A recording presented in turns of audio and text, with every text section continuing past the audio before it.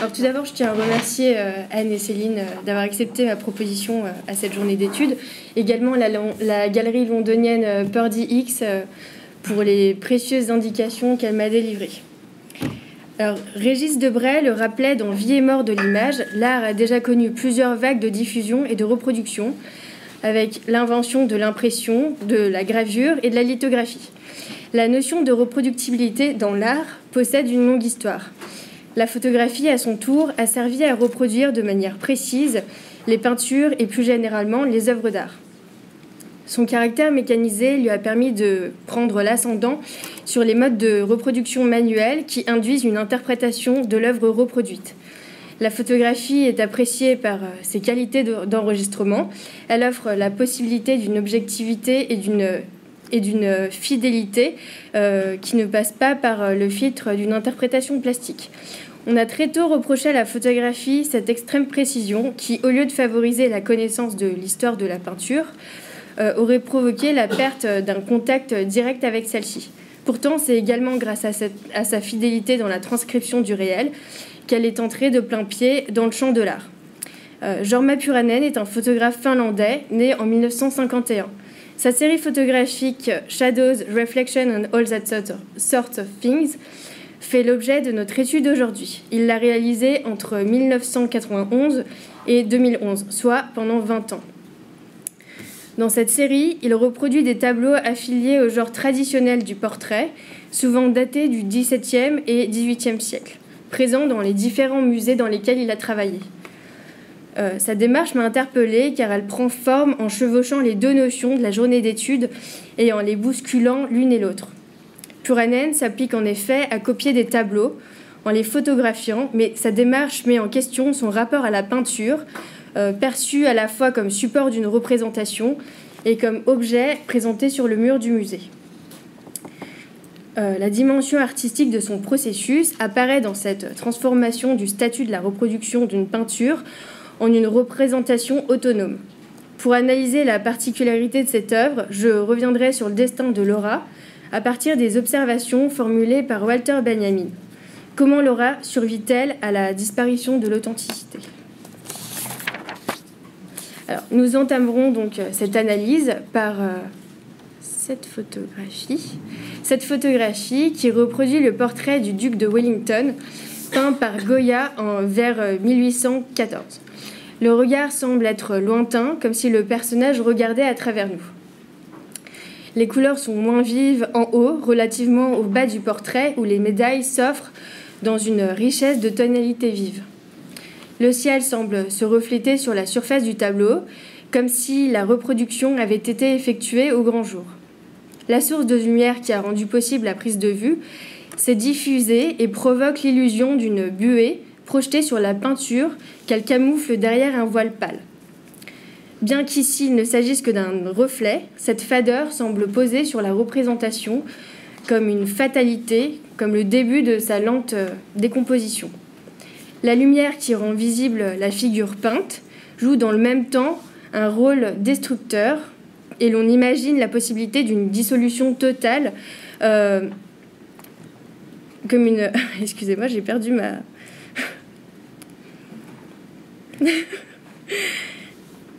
et une dissolution totale de l'image à force d'être éclairée. Excusez-moi, j'avais perdu ma ligne. La lumière détermine la lente agonie de l'image, la décolore, crée une réaction chimique systématique sur tout ce qu'elle bouge. Ce phénomène porte un nom. Il s'agit de la photooxydation, à savoir l'oxydation par la lumière. La photographie a souffert de la même réputation destructrice. Comme le raconte Nadar, Balzac pressentait dans la photographie une entreprise de destruction fatale, car, je cite, « chaque opération daguerrienne détache, en se l'appliquant, une des couches du corps objecté. De là, pour le dit corps et à chaque opération renouvelée, il y a une perte évidente d'un spectre. » Fin de citation. Il redoutait la répétition de l'acte photographique qui dépouillait petit à petit les corps de leur essence. Les toiles, exposées trop longtemps, sont victimes de ce maléfice, d'où l'interdiction des flashs dans la plupart des musées. Cette interdiction peut nous amener... cette pratique peut nous amener à nous questionner sur la pratique amateur. En effet, dans la pratique amateur, une photographie ratée trahit soit un manque de maîtrise des caractéristiques du médium photographique, soit un usage excessif de ses automatismes. La maîtrise des paramètres propres à l'outil photographique reste une nécessité lorsqu'il s'agit de répondre à une esthétique spécifique. L'usage actuel de la photographie numérique a transformé nos habitudes. Elle révèle notre insouciance dans l'exercice de la prise de vue. Les facilités offertes par les nouvelles technologies comblent notre soif visuelle par un flux ininterrompu et nous oublions aisément qu'elles ne sont pas infaillibles. L'automatisation des appareils photographiques nous décharge d'un maximum de contrôle, sans pour autant être capable de nous relayer dans la prise en compte des effets de l'éclairage, en fonction de la nature du sujet, par exemple. La série de Puranen souligne ainsi un type d'erreur que l'on rencontre depuis la généralisation des outils d'enregistrement numérique. Alors qu'il expose ce qu'on pourrait apparenter à des déchets polluant notre territoire visuel, nous pourrions spontanément interpréter sa démarche comme une insurrection contre l'épuisement engendré par toute cette parade généralisée, depuis notre compulsion photographique jusqu'à la diffusion enragée de tout type de production. Reproduire une toile, c'est porter directement atteinte à son intégrité. De nombreux théoriciens l'ont vécu et la vivent comme une agression. Mal la reproduire ajoute une violence supplémentaire. En dévoilant la matière picturale des toiles photographiées, Puranen exhibe leur statut de simple objet matériel soumis à la fatalité temporelle. Dans une reproduction, la présence du reflet lumineux qui occulte la figure manifeste de la violence. C'est un acte destructeur. Jean-Luc Nancy renchérit sur ce phénomène en disant que, je cite, « La violence ajoute autre chose. Elle se veut démonstrative et monstrative. Elle montre elle-même et son reflet. » Chez Puranen, cette violence provient de cela même qui la rend visible. La lumière impose et dirige notre regard, sans lui laisser le loisir de s'accommoder. La violence projette notre doigt dans la blessure, à la manière d'un incrédule, plutôt que de simplement indiquer du doigt à la manière d'un impertinent. La lumière recouvre en même temps qu'elle désigne. Cette entrave visuelle nous amène à modifier notre perception et à nous adapter aux conditions de cette visibilité restrictive. Cette violence est dirigée contre un original que le photographe serait incapable de reconstituer correctement ou bien qu'il voudrait abîmer ostensiblement. La démarche de Puranen nous amène à reposer une question énoncée à travers la notion d'authenticité par Benjamin il y a bientôt un siècle. Quel est le destin de Laura ? La violence de ces photographies ratées réside finalement dans l'illisibilité qu'elles produisent. En prenant en compte la matière même de l'objet peinture, les photographies de Puranen ne témoignent plus de la qualité d'une reproduction, offrant une lisibilité optimale de l'original. Et donc, elles soulignent à leur manière le caractère de l'art tel que l'exprime Adorno lorsqu'il dit que l'art ne doit pas jouer le jeu de la communication. L'œuvre de Puranen parvient à devenir autonome, précisément parce que, je cite, « La fonction de l'art dans ce monde totalement fonctionnel est son absence de fonction. » Fin de citation. L'image photographique change de statut en perdant sa fonction reproductrice. Elle prend place au cœur d'une tension qui entretisse l'image, la matière, la peinture et la photographie. Pour Gérard Wageman, la peinture camoufle sa propre matérialité. Dans la peinture classique, c'est le vernis qui objective et unifie la représentation. Il évoque notamment dans L'objet du siècle, Malevich qui ne vernissait pas ses toiles afin de laisser vivre l'entremêlement des différentes couches de peinture et dévoiler l'épaisseur du plan. L'exemple de Malevich lui permet de nous rappeler que, je cite, « La peinture, ce n'est pas mince. » Fin de citation. Ce en quoi on ne peut pas la confondre avec la photographie. Il ajoute aussi que, je cite, « Les meilleures reproductions photographiques sont inaptes d'emblée, par définition, à rendre ce caractère essentiel de l'épaisseur du plan. » Fin de citation. Il s'est d'ailleurs refusé toute reproduction de peinture dans cet ouvrage. Il s'appuie sur la matérialité de la peinture pour souligner que l'image dont la photographie est pauvre, car elle ne peut jamais dialoguer avec la représentation en raison de la planéité de son support. Elle reste mince, donc désespérément soustraite à l'authenticité de l'original. Les photographies de Puranen, qui sont au départ des reproductions, revendiquent leur émancipation. Aucune des images de la série ne porte mention de l'œuvre originale. Pour montrer comment elles remettent en question la notion d'authenticité, celle-ci doit être reposée à partir des thèmes utilisés par Walter Benjamin.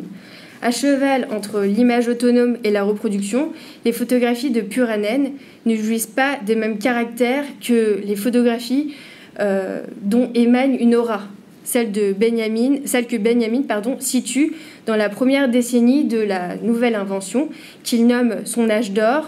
C'est l'époque de David Octavius Hill, de Julia Margaret Cameron, Victor Hugo ou Nadar.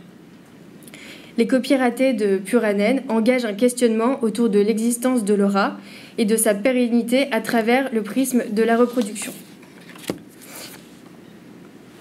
Pardon. Cette photographie représente un portrait féminin dont le visage est, contrairement au reste de la toile, relativement épargné par la lumière.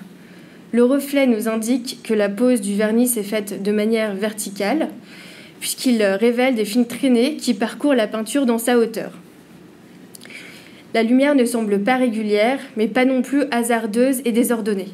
Sur toute la surface de la toile, le reflet s'organise en un large quadrillage flou et irrégulier. Cette réverbération quadrillée, que l'on rencontre plusieurs fois dans sa série, précise la provenance de la lumière. Elle est naturelle et pénètre par les fenêtres du musée. Puranen photographie ses peintures dans leur lieu d'exposition en intégrant la lumière de leur environnement. En y faisant entrer des éléments situés en dehors du portrait qu'il reproduit, Puranen rend manifeste les paramètres propres à la prise de vue. Le rôle de ces reflets reste décisif dans le statut de ces images. La lumière révèle l'acte photographique en même temps qu'elle camoufle la peinture. Elle joue un rôle d'intercesseur entre ces deux dimensions distinctes que sont notre espace physique et l'espace interne de la toile. Son intervention fait sens à l'extérieur et à l'intérieur du cadre du tableau.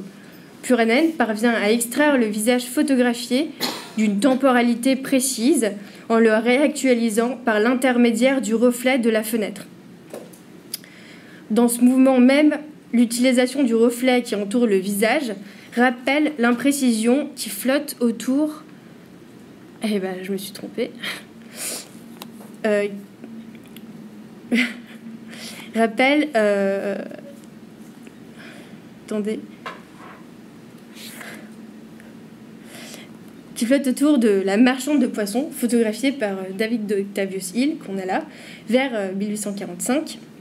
La mauvaise qualité des optiques qui affecte la photographie de cette époque détache la silhouette féminine du fond constitué par le bateau, dans un contraste entre imprécision et netteté, mais qu'on ne voit pas forcément là, et participe à l'apparition de l'aura. Benjamin dit à son propos, je cite, « La photographie nous confronte à quelque chose de nouveau et de singulier. Dans cette marchande de poissons de New Haven, qui baisse les yeux au sol avec une pudeur si nonchalante, si séduisante, il reste quelque chose qui ne se réduit pas au témoignage de l'art de Hill. Quelque chose qu'on ne soumettra pas au silence, qui réclame insolemment le nom de celle qui a vécu là, mais aussi de celle qui est encore vraiment là et ne se laissera jamais complètement absorbée dans l'art. » Fin de citation. L'aura que dégage cette femme ne peut être domptée par l'art et ne peut y être réduit. L'aura déborde l'art. À travers l'utilisation du reflet qui dissout le fond, les portraits de Puranen se détachent de la planéité de l'espace pictural, utilisant les progrès technologiques à contre-courant de la qualité vers laquelle ils tendent. Ils tentent de résister à la destinée des portraits énoncés par André Malraux, notamment dans le musée imaginaire, quand il dit, je cite, « Si le buste de César, le Charles Quint équestre sont encore César et Charles Quint, le duc d'Olivares n'est plus que Velasquez. Que nous importe l'identité de l'homme au casque, de l'homme au gant? Il s'appelle Rembrandt et Titien. » Fin de citation. Puranen veut replacer au centre du sujet la personne qui vit dans le portrait. Il s'intéresse à l'humain, mais à la différence de Benjamin et Malraux, Il l'extrait également de sa caste et de son identité.